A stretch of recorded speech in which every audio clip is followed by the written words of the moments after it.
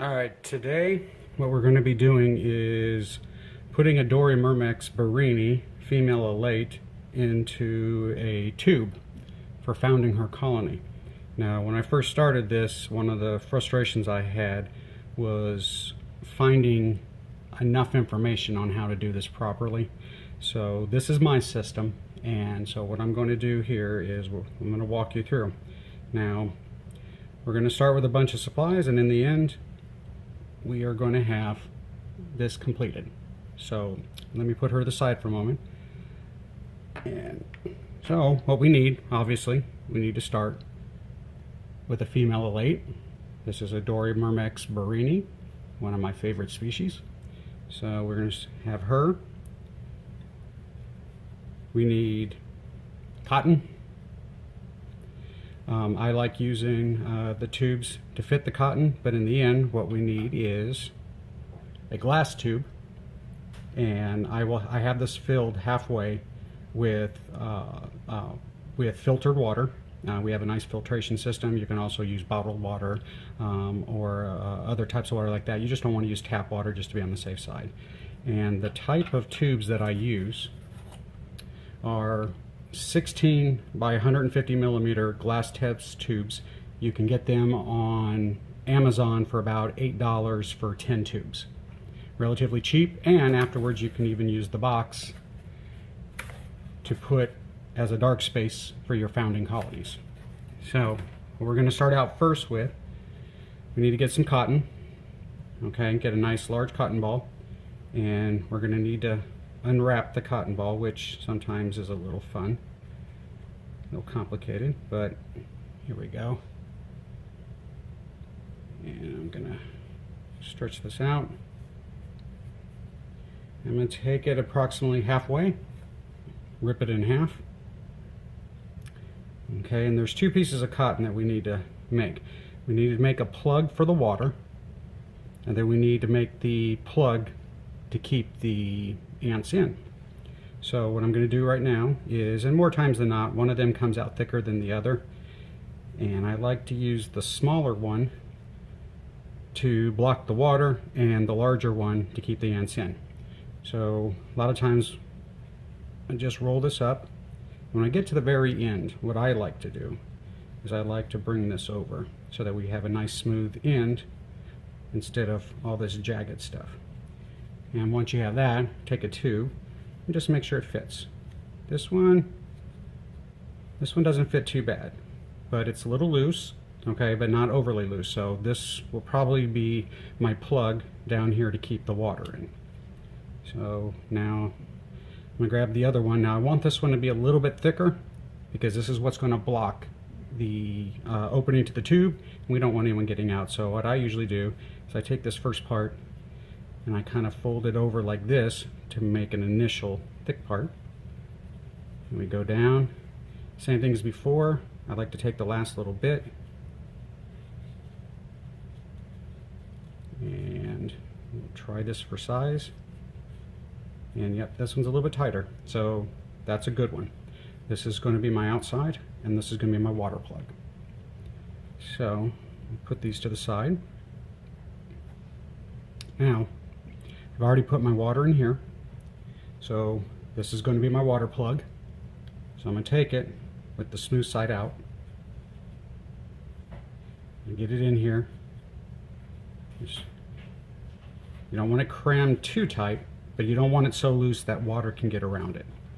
And then what I'm going to do is I'm going to take the butt end of my Sharpie and I'm going to push it down. Now, one of the things I have learned is once you get it down to here, if you go too slowly, you'll get a lot of air trapped in here. So what happens is right as the cotton hits, you need to speed up, but not, be careful you don't overshoot because you don't want the water going past the outside of the plug. Now you want the outer part of the plug to be slightly damp, or at least have one or two areas in there, so that way your female alate will get enough water and she won't die. So what we're going to do here is get it down to here. Now I need to hold it up right like this, so, and then I'm just going to push down real quick, and if you notice I did stop right here. If you look carefully, you'll see The water isn't quite there, okay? But actually here it does look like it's touching, and if you look down the middle where I pushed in, it's a little bit darker. That's where the water came through from how I was pushing it. So I'm going to find the wettest spot, which is right here. I'm going to push down just about a ½ millimeter here, maybe a little bit more. Aha, there we go. We have water starting and a little bit of water in the center. This helps keep them from drowning. The problem that you have is if too much water gets past this water plug here, all too often the female alates will die. Also, you run the risk of the water getting on the eggs and the larvae and the pupa, which will kill them and stop them from developing. So now I have my tube. No, not too bad, one tiny bubble in there. Okay, so I'm going to take this here. So now I have my Dory Myrmex Barini. Pretty little girls. Hopefully you can see it there. So now what I'm going to do, she's in here. Now remember, especially the Dory Myrmex Barini, they're very, very fragile. Their legs break really easy. It's super simple to crush their gasters or harm them in other ways. But you can jostle them around a little bit, just not too hard. And so what my goal here is now, is I am going to get this lady into my founding tube, and then I'm going to plug it up.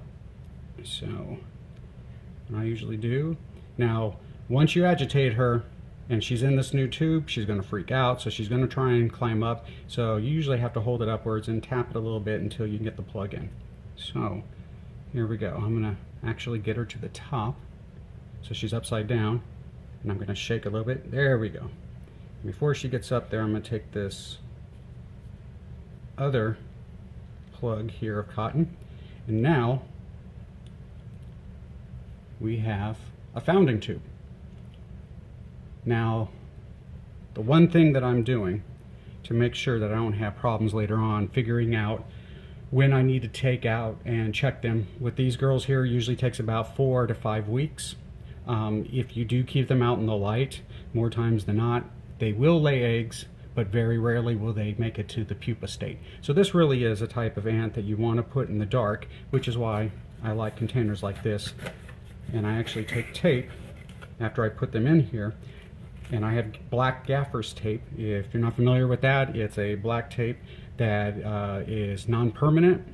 It's called gaffers, Gaffers tape, and you can unpeel it back and forth, especially on this piece of plastic here, and that way if you have to reopen it, you're good to go. So I don't have the roll of tape on me at this exact second, but you know what, give me a second, I'll be right back. I'm going to get it. Alright, I'm back with my gaffer's tape. This is 1-inch black gaffer's tape. You can get it off of Amazon. I don't remember how much this is. It's probably less than $10. But the nice thing about it is this is non-permanent stick. We use this in the photography and the film industry, so that way we can tape stuff up without permanently damaging whatever the item is, and so we can reuse it. Now here I am going to take a piece about 4 to 5 inches. Okay. And what I do is I take one end and I fold it over a little bit, so that way we have a little handle to grab. Now I've already pulled off a couple others right here. I'm gonna do that and do that. Okay. Now, like I said before, what I'm going to do real quick, I forgot to do this. Alright, Dory Myrmex Barini. I'm going to put the date, so that way I can come back and check up. You can see, nice little Honkin identifier. Now in this particular case, what I am going to do is I'm going to use my test tube box.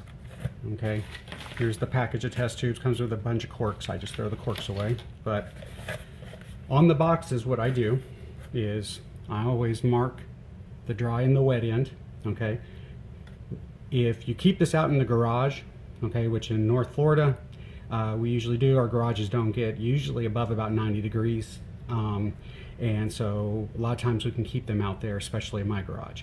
Now I mark the dry and the wet ends, and then every time I put tubes in there, I mark down what I put. Now today I'm going to put a total of 6 Dormer mix tubes. And so as you can see here, here's my info. So that way later on when I come back, I'm going to most likely leave them out there to July 14th before I check them for the first time. Okay, and sometimes a few of them will be dead. Just pull them out. If you see one that's alive and maybe a little bit of mold inside of it, you can clean out the mold like that. But usually in about 4 to 5 weeks, especially out in the garage temperature, these girls will have their first nanitics hopefully. So, but before I do that,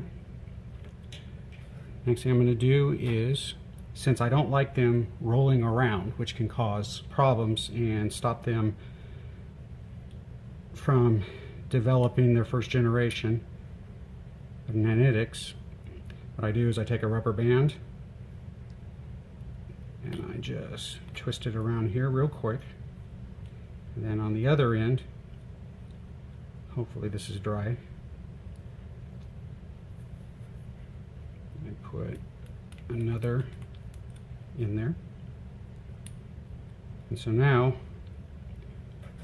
when I take my box, this is my dry side, I put them down into here, and with this particular box that came with the test tubes, it's exactly 6 inches wide. Excuse me, exactly 6 tubes wide. So the nice thing is, if you're using the tubes that came in this box, you can go 6 wide and then start in your layer. But to keep these closed, what I'm going to do is we need to give them their privacy. So I line up the sides here, and I'm going to take one of these pieces of gaffer's tape. Okay, we want it about halfway, so that's about halfway. So it doesn't matter which side you stick it on, but make sure it closes. There we go. Do that. Take another piece of gaffer's tape with my little tag here at the top, and what I'm going to do is put about half of it on the side. What I like to do is I push it in a little bit and then I close the gaffer's tape, and let's do one more. Same thing, push it in a little bit. All right, a little OCD there. So now when we come back later on, all I've got to do is pull this back, and as you see, nothing's coming off. And the nice thing here is there's actually clear packing tape that was already on the box, and that helps right there, because once it gets to the soft paper, it will start to, well, you can see here it's actually sticking pretty good. So now you can reopen the box carefully. You don't want to do this too often. They get very disturbed. I usually put in until they're full, and then I won't mess with them again until it's time to check the first tubes for founding. And so now, as you can see, you got it back open. You can see the tubes in there, and now you can just close it right back up. You get a nice seal. They're dark. Out in the garage, especially at the back end, I usually put these boxes up anywhere from, I usually put them on a shelf about 2 feet from the bottom. I don't want other ants crawling around, wild ants, and coming in there and finding them. It does happen. That's why what I do is I will go and check these depending on what's in here. Sometimes I'll check them once every Sunday. Other times I will put the boxes in and I won't open them up at all for a period of time. But like, here's another box. You can see has a whole bunch of tube dates, and voila, that's my system.